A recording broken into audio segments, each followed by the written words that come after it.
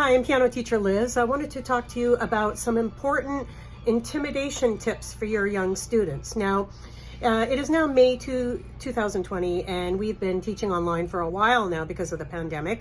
And I would say in the first month and a half, I've been very calm, very soothing, very encouraging. Now that this is a new normal, it's time for piano teachers to take the reins and going back to basically intimidating our students into practicing. Now, you may be familiar with hashtag ADG, an expression that I came up with.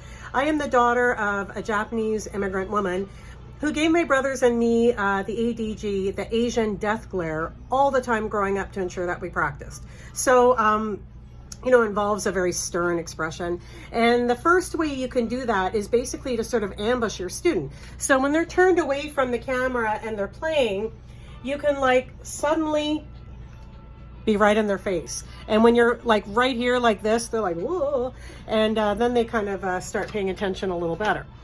There's also the slow approach. This is good for when you want to make emphasis about something, like you're going to play this next week with all the dynamics, right? So the slow approach to the camera is good for that.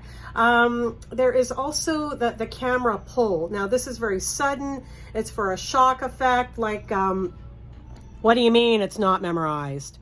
So that's one example where you can use the camera pull, or what do you mean it's not hands together?